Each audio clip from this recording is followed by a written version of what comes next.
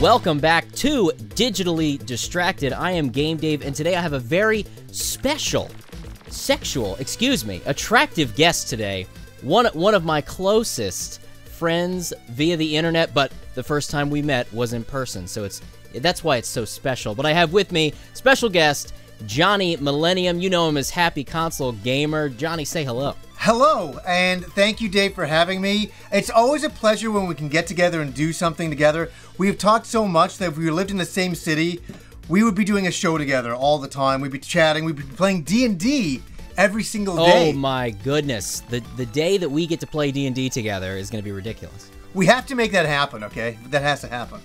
Yeah, we'll figure it out. So this is going to be a fun, casual conversation. I mean, Johnny and I basically talk like this all the time anyway, so it just made sense.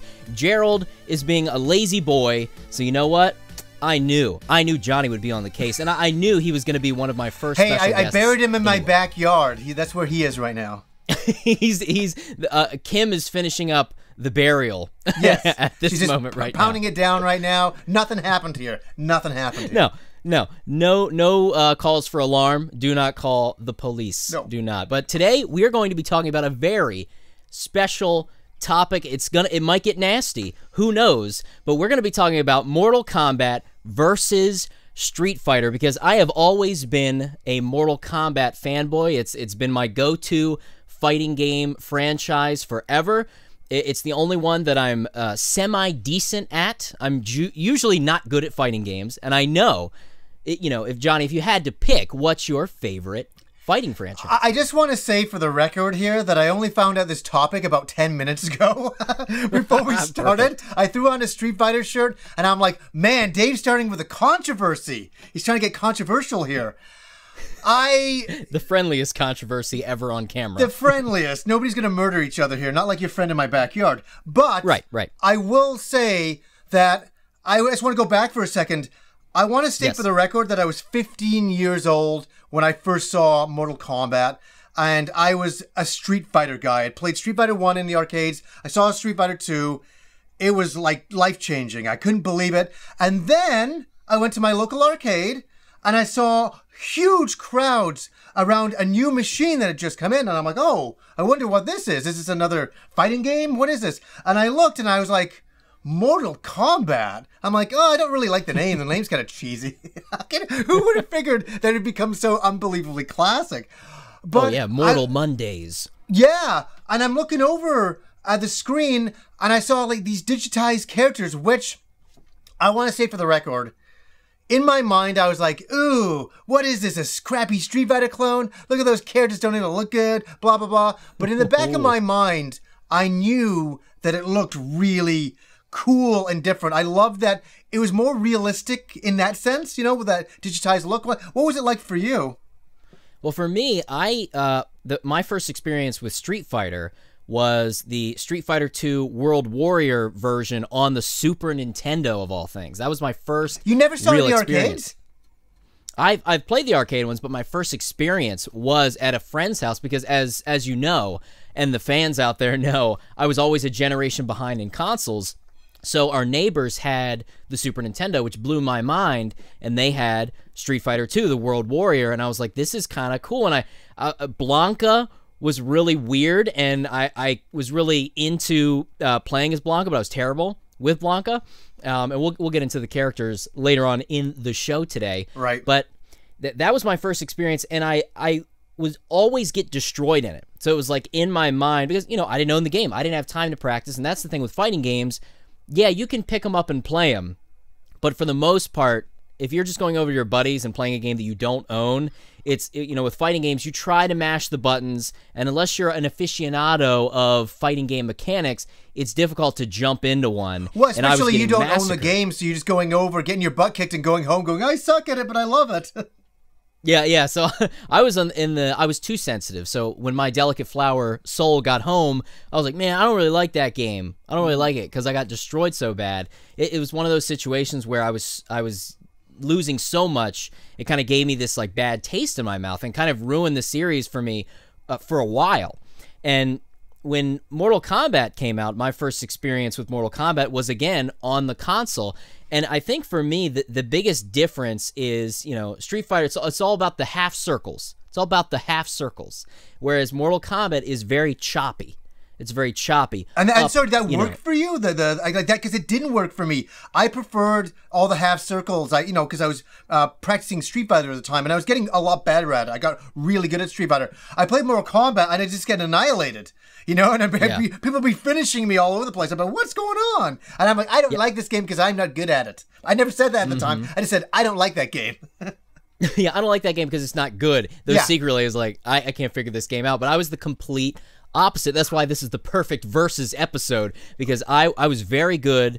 And for me to be good at a fighting game takes a lot. And I was good at Mortal Kombat because of that choppiness. And the way that I would sort of connect it, which is kind of, I think you'll find this interesting. If not, well, I'm sorry, deal with it. But I think for Mortal Kombat, that choppiness really equates to what I would say is traditional Japanese karate, where it is very much, it's very stance-based, it's very like the choppy movements of karate, whereas Street Fighter has this sort of flowy sort of action style in the way that you control the gameplay and the attacks that reminds me more of a Chinese kung fu, which is very smooth. You don't really see each individual move, whereas in Mortal Kombat, it's very easy to see, oh, there was the punch, there was the block, there was the kick, and then in Kung Fu, it's very flowy, where it's like, wait, how many? 6 punches just happened in that move. I just want to say, I think that's sort of what it is. I just want to say that's the most eloquent way I have ever heard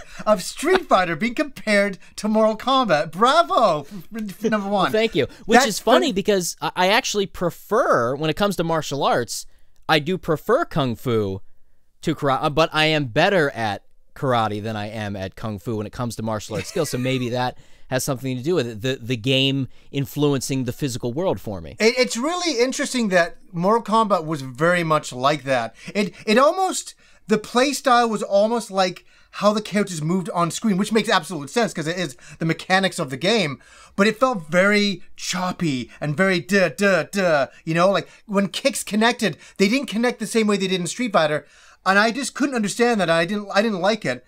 And so for me in my neighborhood, I played it all the time in the arcade. I would take my lunch money every single day, go and play Street Fighter, and I was getting my ass kicked for a long time.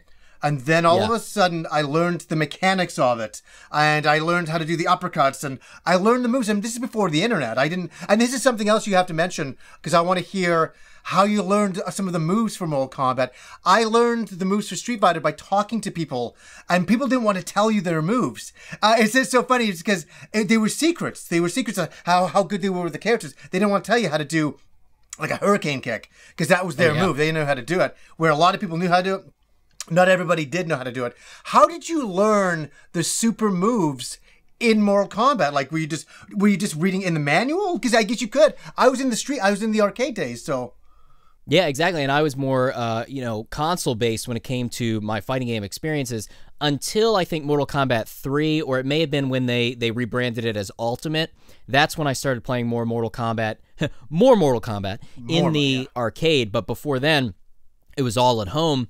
And I told the story a little bit where my first sort of experience with the internet was looking up codes, and we looked up the Mortal Kombat move sets and fatality sets on, dial-up, because I knew that we knew like the very basic moves. Like we could do, scorpions attacks, because it was simple, the sort of down back, and that's what I always liked about Mortal Kombat is that you could kind of figure out everybody's moves very easy because of that choppy sort of, down back, down back X, it did end up when we got to the PlayStation, or down back A or down back B. And so that was like the first experience with pulling up move sets and the fatalities, and even having the fatality right in front of me. It's like, oh, it must be at sweeping distance, and then you put in the B, hold back, press A, B, B, Y, whatever. I still struggled to pull off the fatalities. Because the fatalities were so about absolute perfection of timing. You either did it exactly that way or it wasn't going to happen. And there was no way to know how to get that timing. I suck, still to this day, finishing moves and or fatalities, no go for me. Oh, and I'm, you know, as a fan even, I'm the same way. I don't know any fatalities off the top of my head. So with fatalities and those being so difficult, you can kind of see in the newer Mortal Kombat games where it's so easy to access the move sets, and you can just do like fatality training. I know with Mortal Kombat 9, you know, if you wanted to do a fatality, it's like, oh, I beat you. Hold on, let me pause and look up how to do it. Right. And then go back and do the fatality. So it's such a different feeling now than it was back then of discovering fatalities. The few times that I did see someone perform a fatality in the arcade, it was mind-blowing. It was insane because I knew it wasn't something that I was going to pull off. But there was that weird, this secret tome of the moves of Mortal Kombat was sort of this thing. And that was one of the things that set Mortal Kombat so far away from Street Fighter and made it its own unique thing. It wasn't just a fighting game clone. They were really doing some different stuff with a digitized look, with the entire moveset and all that. But it was these fatalities that made Mortal Kombat, and I'm with you. I remember walking into the arcade and seeing people ripping like skulls out, you know, the spinal cord, and I'm like, oh my God, it was shocking. It was shocking. You'd never seen any violence like that in a video game. And I applauded it. I loved it. But it still wasn't the fighting game for me, but I loved the blood. I loved the guts of it. I thought that was, those fatalities set it in a universe all of itself. And yeah, that's the one thing about Mortal Kombat that I love the most. Yeah, definitely with Street Fighter, the most you would get in those early days was, you know, the end of battle screens where somebody's face would be beaten to a pulp. That's pretty much the most violent that it would get. And then Mortal Kombat really pushed the shock value. Yeah, I want to say a little point. I always wished, because of those fatalities in Mortal Kombat, that in Street Fighter, there was a way to finish your opponent and embarrass them. Because you talk about going down the road to your friend's place and losing all the time. I was the guy who got Street Fighter on the Super Nintendo, and I was destroying the neighborhood. And I was like, bring him on. There was a lineup down the road to my house. Come on in, destroy that kid. You know, his ego is gone, and send him on his way. So, yeah, there was a lineup down the block of kids coming into my house and getting destroyed, destroying their egos, and sending them on their way. I loved the game, and I loved insulting people while I played. It's a terrible thing. I've had people leave my house, slam doors, yell at me and all that.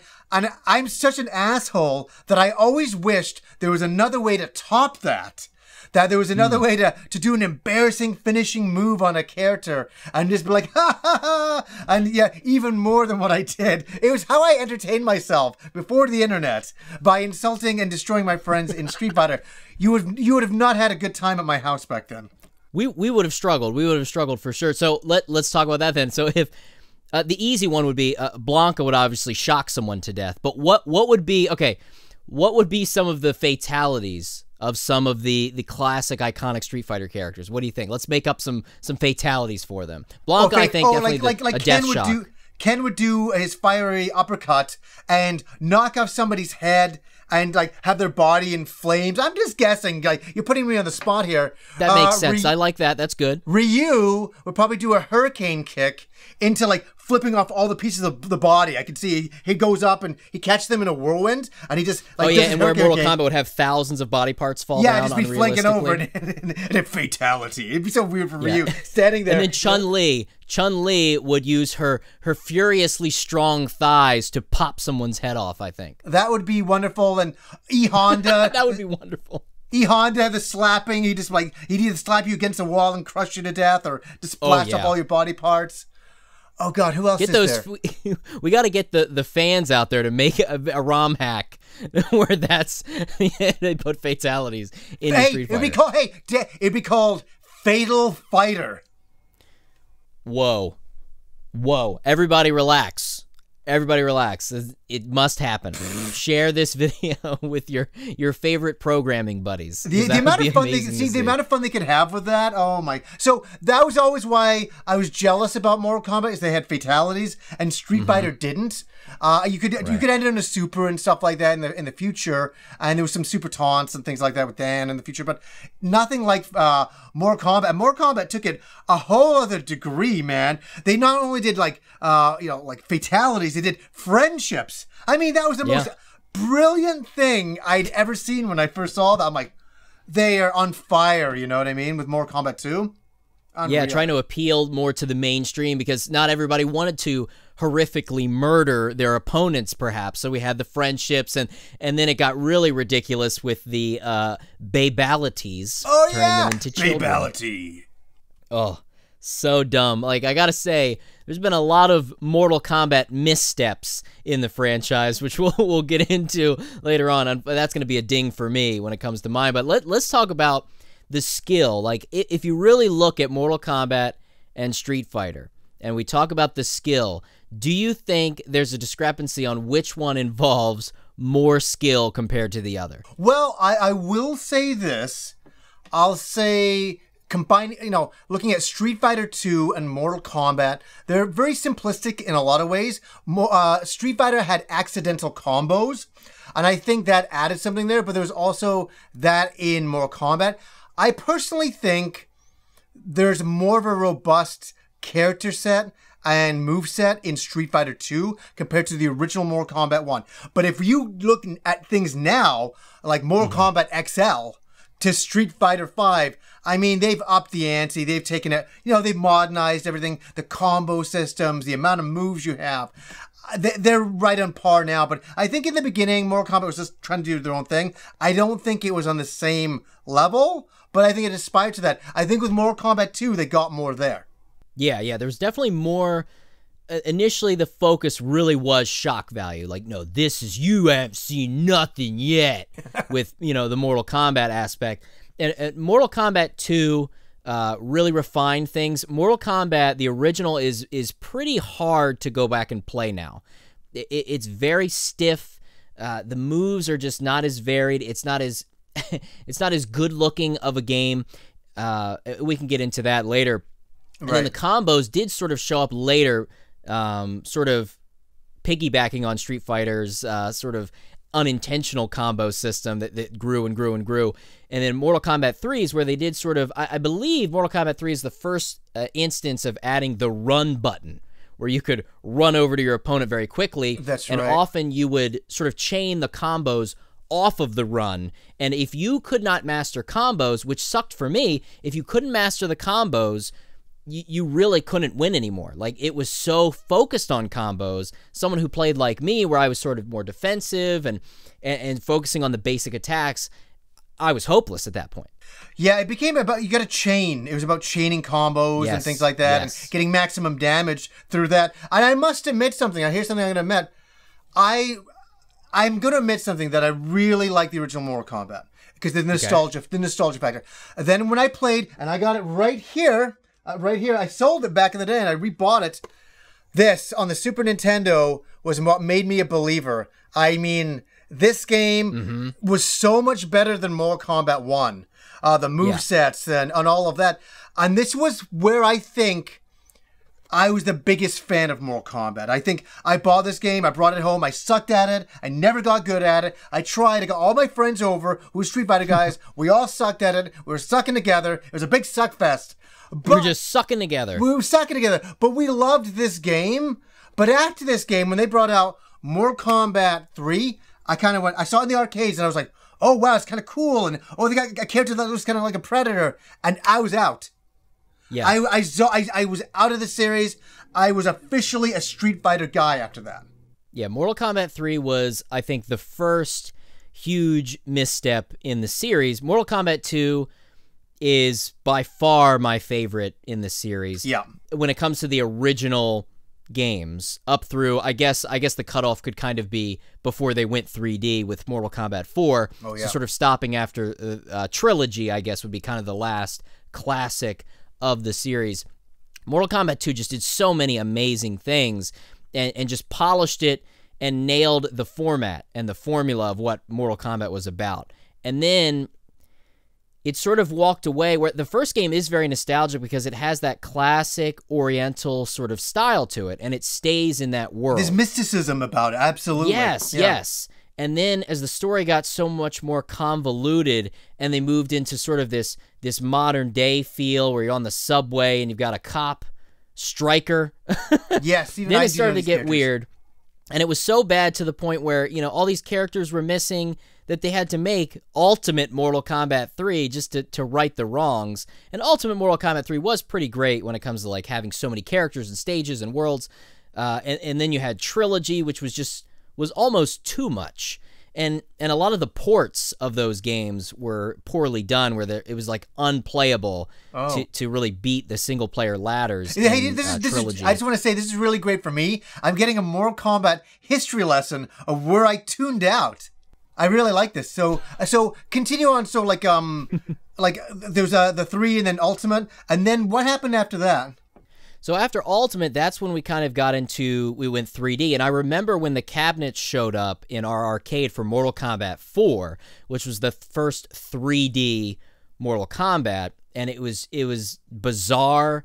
I remember having the PS1 version at home, and I would play with my buddy. I remember my buddy Scott, my good buddy Scott had it, and we would play that quite a lot. And it was 3D in the sense that you could sort of do, you know, you could move into the background. It was still like, it was like 2.5D almost, but the characters were all, you know, made of polygons and everything. It had that classic ugly PlayStation look that has not aged as well for a lot of the games. Oh no, that looks very bad. Yes. Yeah, Mortal Kombat 4, not great at all. Now I want to kind of talk about this if you're willing. You've mentioned this on your channel before, of course. The Happy Console Gamer. I mean, come on, you all know him, you all love him, but you've mentioned before that you were a bit of I think you'd use the term thug, a bit of a thug back in the day, right? Wouldn't you say? I would like to say I was more punkish. I was definitely not a thug. I would say I was more punkish than anything else. Okay, the only reason I didn't want to say punk because a lot of times the term punk will be associated with a musician specifically. But if you want to go punk. I was more. I had purple hair. You know, like you looked like you were in a G.G. Allin cover band. Is that what you're trying to say? I was a good kid. I honestly was. I was hanging out with a group of skateboarders, and our local spot was a local arcade, and it was just so shady, the shadiest people there, and you kind of had to get a bit of a tough attitude if you wanted to hang out at this arcade, and I was there every day. Me and my girlfriend lived at the arcade. We lived at the arcade. It was so ridiculous. I was like 15, 16 years old at this point. And we'd go to the arcade every single day. And I'd say, hey, Mom, can I have $2 for the arcade? And the great thing is after a while of going up there and playing Street Fighter all the time, I'd only need to take up $1. And because at the local arcade, there was one Japanese guy who would come in and he'd destroy everybody. He was amazing at the game. And I studied him and all that, and he'd always put on these gloves, and he'd sit there and he'd kick everybody's asses. And I'd always study how he played, and he'd always play Ryu. And I'm like, okay, fine.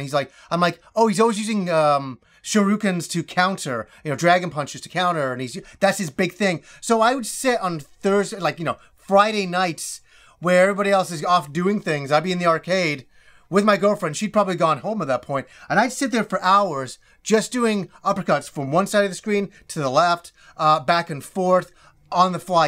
I just practiced. It was like the Karate Kid. And and eventually that guy came in he was king of the arcade. He was. And he had this little kid beside him who would come in that had a really bad jacket that said Sweat Secret on the back. And we always used to call him Sweet Secret, but he said Sweat Secret. It was like bad English on his back. It's really funny. And he would come and he'd be like, yeah, my friend's going to kick your ass, because the guy who's really good at Street Fighter couldn't speak English. And so this one moment happened. I just want to talk about this because you said the punkiness. It was bringing me back to the punkiness, the craziness that happened in this arcade. And this Asian guy came in one day and he put on his gloves and he was playing. And I went and got my quarter and I put in my quarter and I played him. And it was the weirdest thing. It was almost like in slow motion. I'm playing him, and I played the game so much.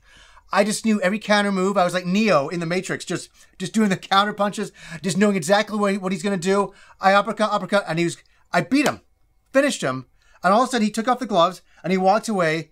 And no shit, Dave, this is not like to make something sound like the Karate Kid. That guy never came to the arcade ever again. I never saw him back. I think maybe he came back one time after that, I think, in recollection, but he was gone. And at that point, I don't sound all hokey here, but this is what it was like back in the 90s. I was the best in the arcade at that point. I had beat the best guy. And after that, my confidence rose, and I never lost in Street Fighter, ever at that point. And so I don't know, I really embraced the arcade, and I was really well known in that arcade. Just for hanging out, not even for playing Street Fighter, because I was always goddamn there. And so and you beat the final boss of the arcade. I did. And it's really sad. Eventually that arcade, a couple of years later, got closed down. But the local people that had other businesses around this arcade all voted them out. Because honestly, it was bringing the worst of the worst people there. And that's sort of the difference when you were sort of coming up in the arcades. Yeah. Arcades were seen, maybe not everywhere, but they were seen as sort of these, loser, like, seedy hangouts back then. Arcades weren't family-friendly environments for the most part in that era. I mean, I came up when they were sort of more accepting for families and things like that, It's not like you were going there and had kids playing games for tickets back then, Well, a lot of people, I got a couple of stories. I remember Rob, who's on the show quite a lot. He would not even back then. I used to hang out with his brother back then. I didn't really hang out with Rob because he was so young. But he was only 3 years younger than me. But at that age, that seems like a huge, big branching. But he wouldn't come to the arcade. He was terrified of it. Many people wouldn't come to the arcade because it was such a scary place. And since I knew everybody, it was okay. But if you came up to the arcade and you start causing an issue, or there was an issue, it would get very, very bad. I mean, I'm not kidding you. There was so many drug deals there. It was unreal. I mean, we had people from other high schools, like 5 different high schools would all come there. And there'd be certain nights when all the cars would pull up with certain gang members looking for a certain person. Wow. There's a real Kunio-kun situation going on here. It was insane. And I'm not kidding you. I loved it. I love the excitement of the place. I absolutely enjoyed it. I liked it, and I never had any problems there. I never had any issues there at all. So you weren't really connected to that seedy underbelly of that local arcade. You were just there to play games. Yeah, I'll say this much, that I had friends of mine that were to do with that, and I knew people that were doing that. But for me, it was about Street Fighter. It was about the love of video games. And I never talked about that too much to my friends. I never said, I'm just here for the video games. I was there to smoke cigarettes, hang on the bench with all my friends and my girlfriend, and that's what we did every day. I actually, to be honest with you, I do feel sorry for the girl I went out with back then, even though she was a piece of work herself. but a POW, piece of work.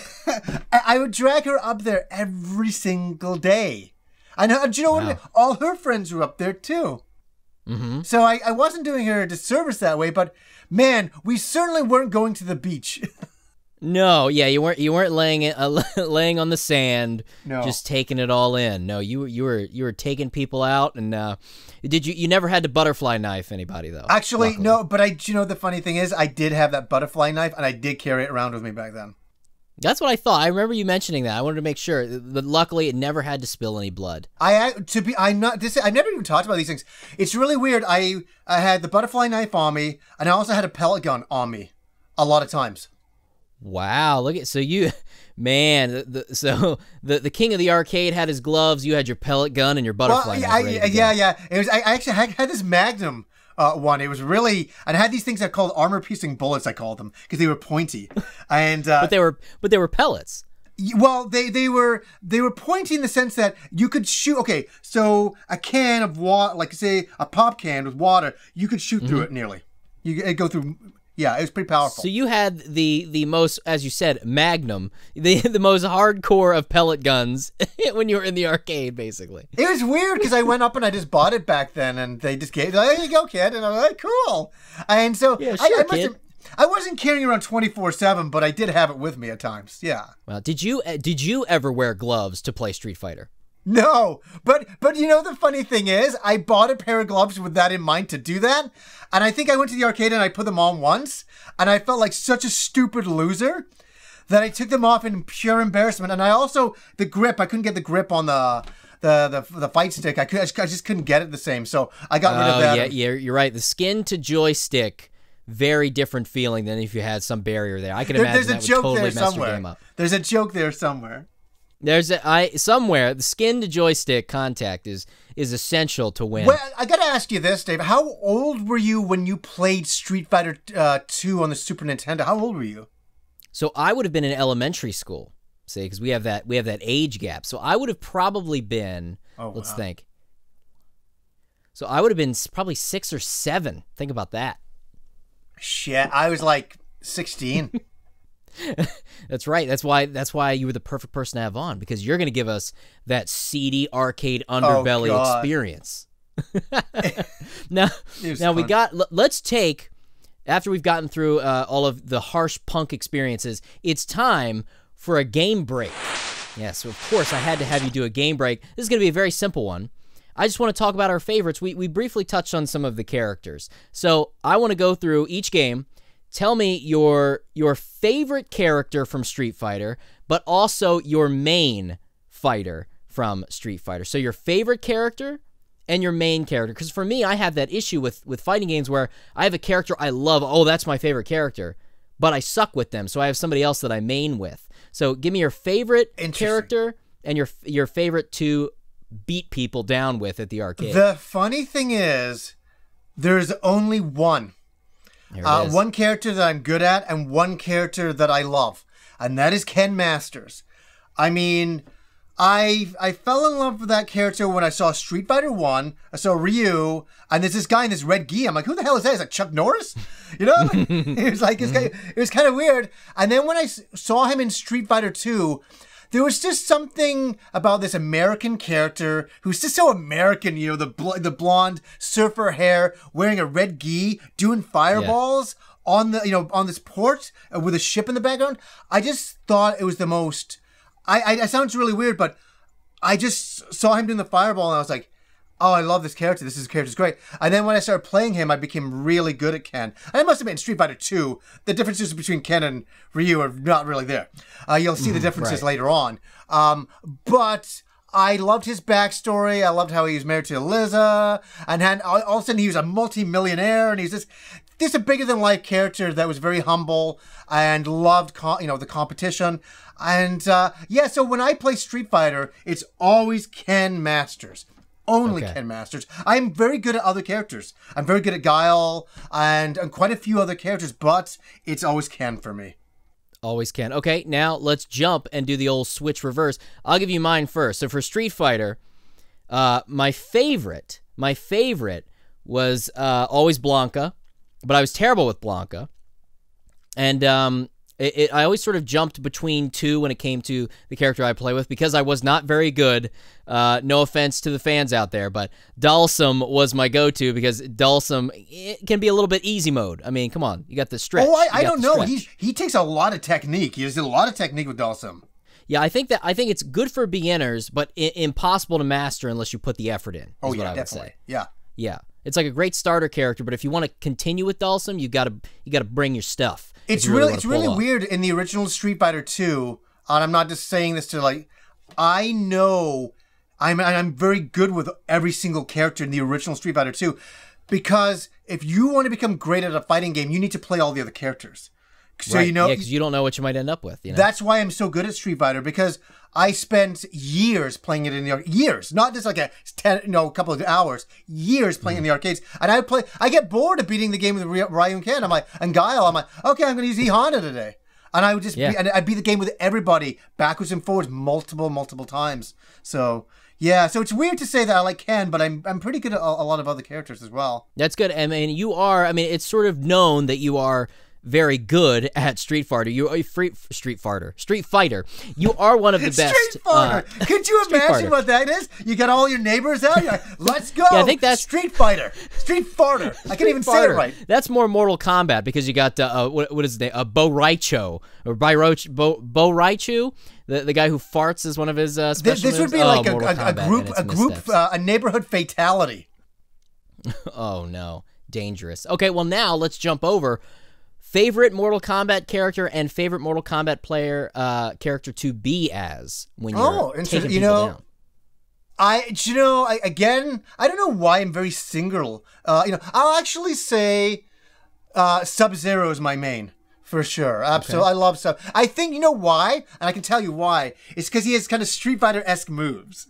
You know, he can freeze the ground, and I don't know, he feels more like a traditional Street Fighter character in a lot of ways, even though he's very not.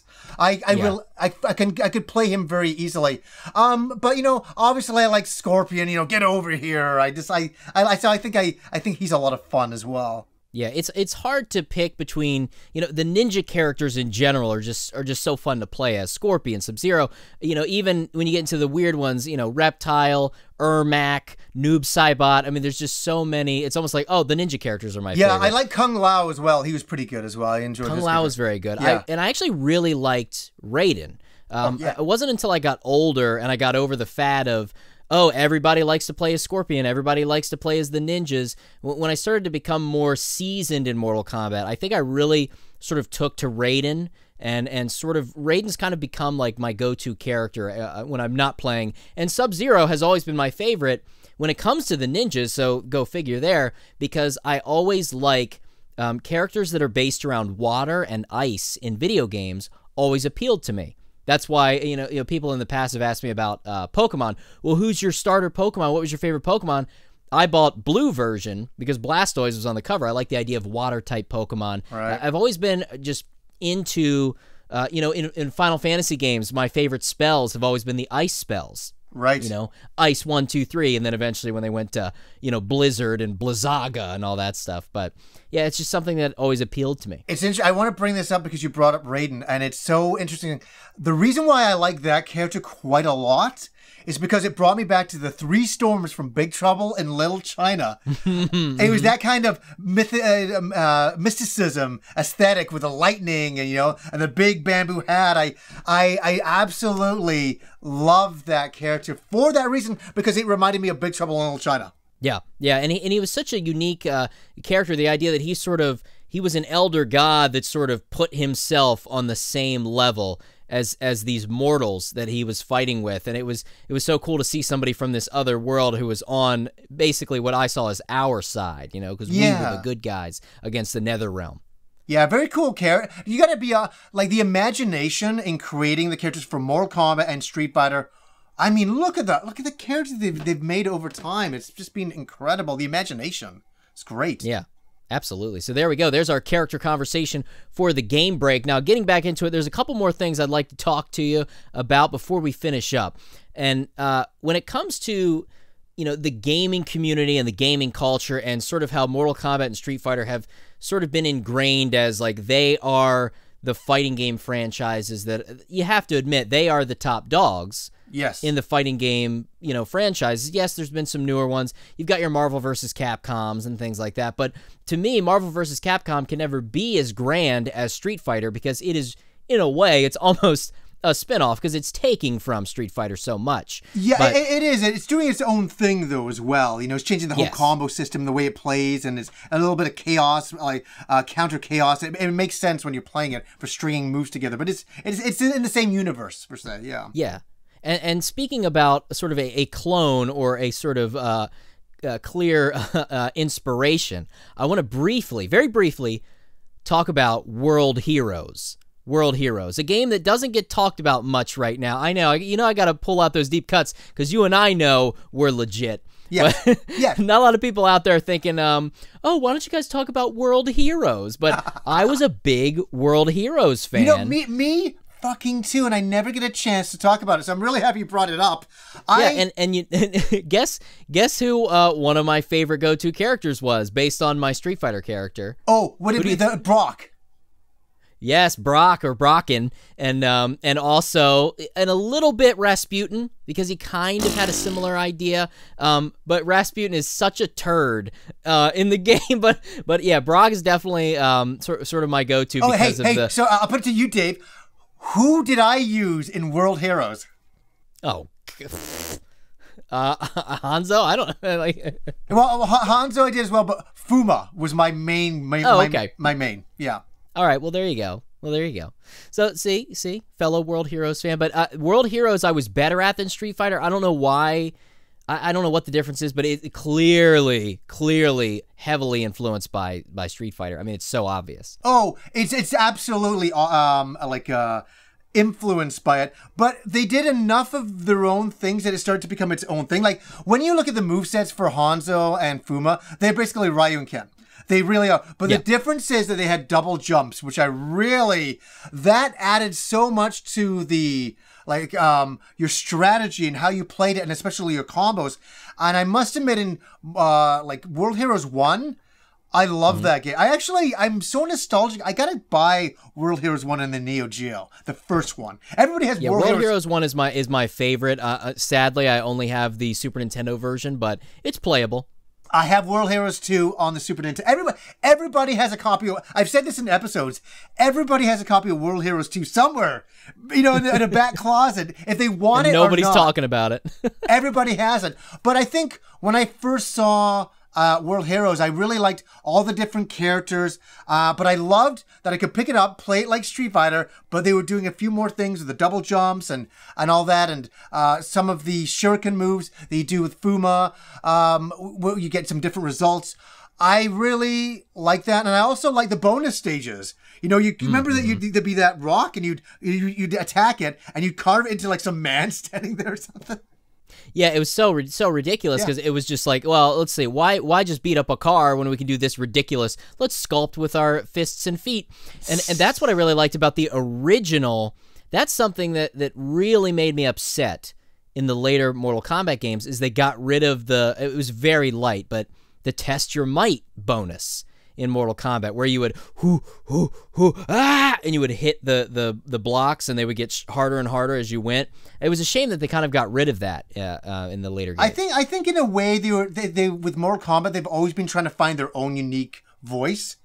And it's interesting to see Mortal Kombat now that it's very much like Street Fighter, but it's its own beast. But it's very much like Street Fighter. You can pick it up and play the same way. It still is its own unique thing, but it's gotten a lot more complicated. They've added so many more systems to it, per se. Yeah. Yeah, and I think they realize it's okay to not be wildly unique. Sometimes there's a lot of things you can learn from other games, and it's not that you're trying to parody it or clone it or go full-on World Heroes with it. You can be your own while also still being, at that top dog level. And, Street Fighter is, I think most people would probably say Street Fighter is the top dog over Mortal Kombat, just because Street Fighter sort of, I would say they figured it out before Mortal Kombat. I think just Street Fighter gets that title to it because, as you said, it's the originator. It created a brand new genre of fighting games that you'd seen in Karate Champ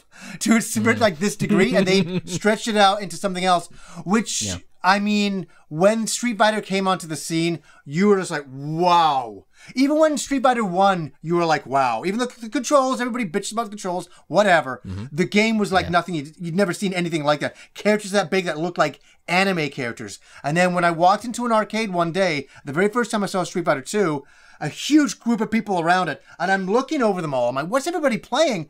Little did I know it'd be this game, Street Fighter 2, I was like, oh my God, it looks so incredible. And look at the moves. And it struck something in me in the 90s that, it was just like, I've got to learn how to play this game. I want to be the best at it. It's one of those things. It was just, that was my main focus in life. Not passing high school or doing this or this. It was, let's get good at this. This is what I want to do. That was the focus. And you can definitely, it's interesting to also think about, they are wildly different fighters, at least initially they were, and they have sort of gotten closer as things have progressed. But it's interesting to think that you have, Street Fighter, which is, very much a Japanese-developed game.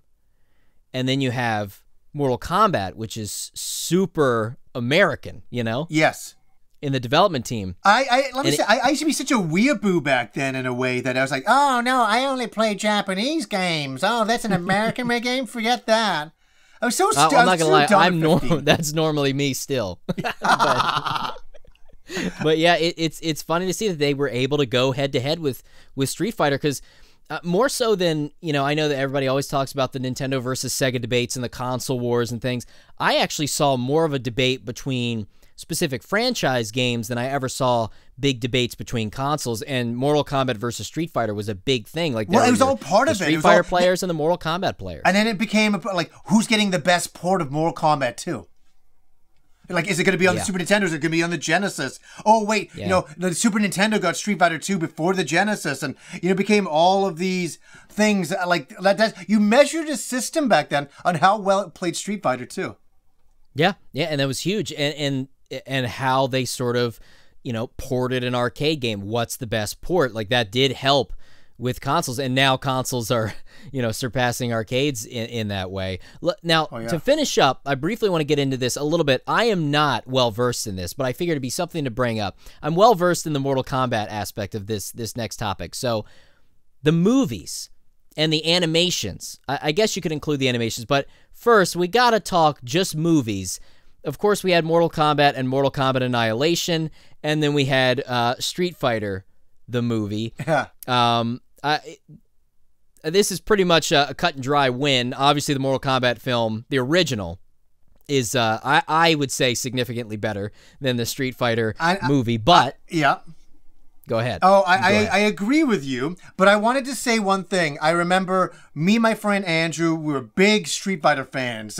He was one of those kids coming over to my place getting annihilated, but he still loved the game anyways. We still retained our friendship, and we found out there was going to be a Street Fighter movie, and I must have been about 20 years old. And so we went up to the theater. I'll never forget it. And I was so excited. I was like, oh my God, my franchise. This is my life. It's going to be in a movie. And I sat there, and no shit, this was me a lot of times. I was doing the face palm. No joke. No exaggeration. This is me. I'd be watching it, and I'm like, oh. And I'd be like, oh.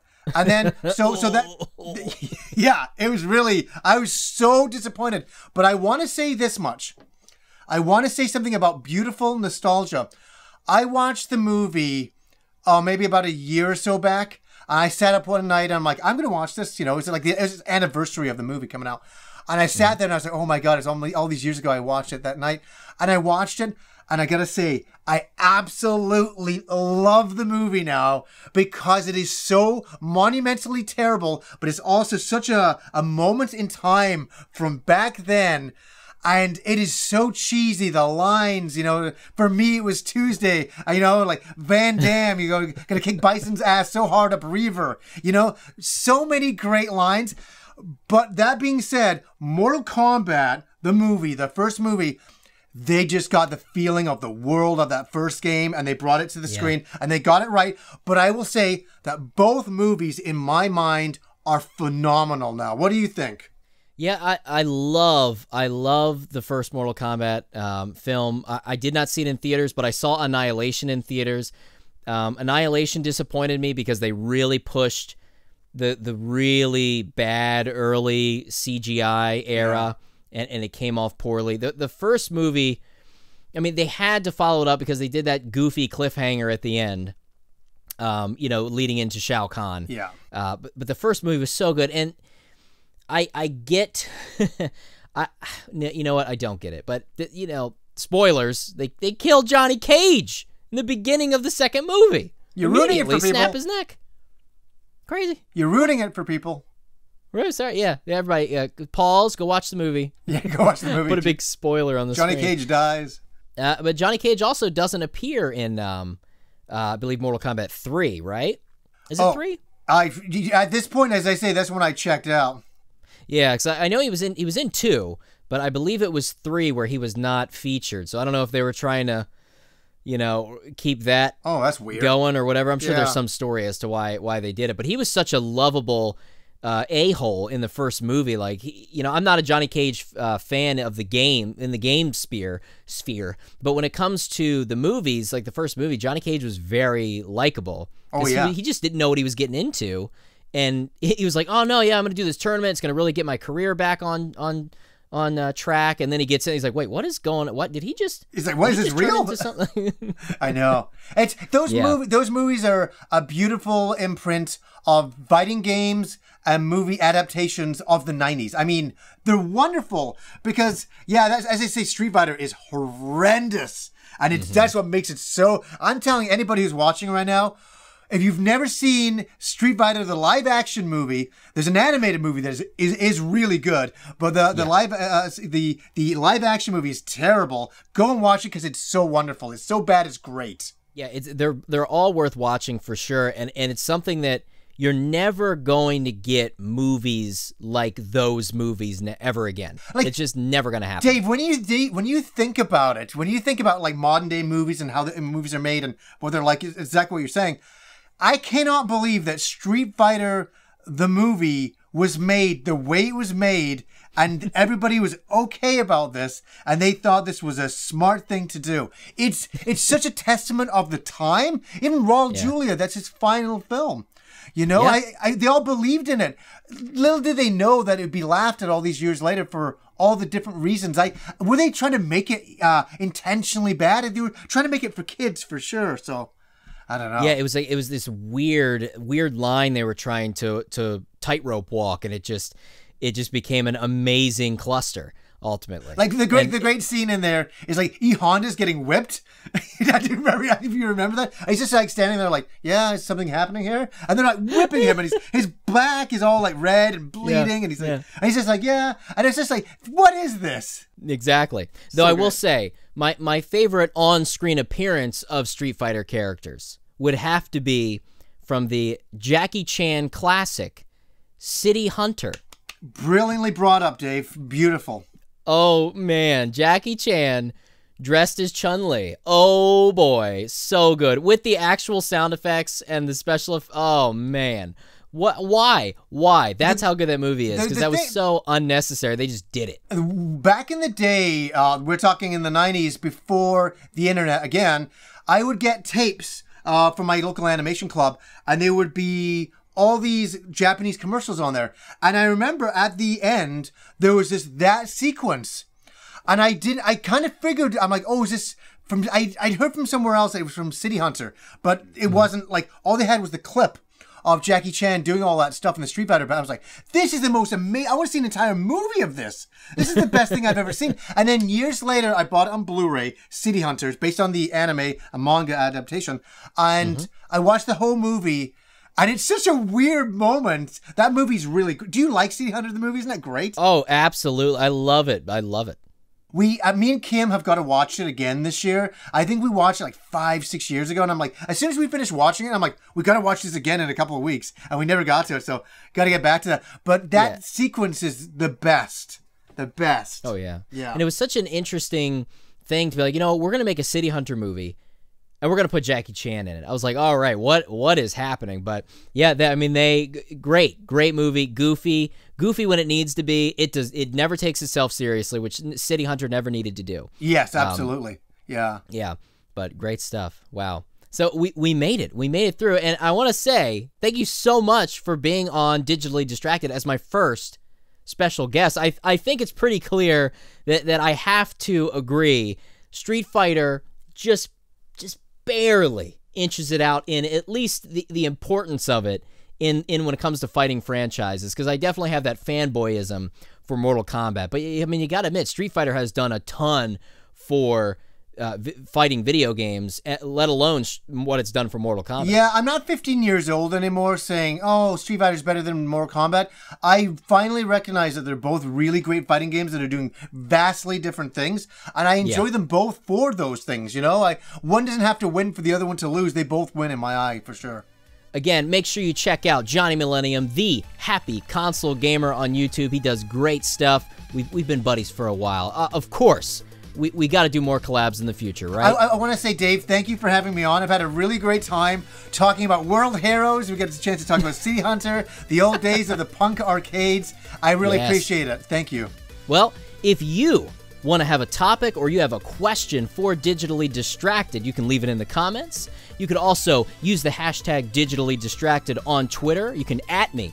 Please @ me, bro. And you can also send me an email, send me a message, join the Discord. You can support the show on Patreon. It's totally up to you. But thank you so much for getting digitally distracted with me and Johnny Millenium.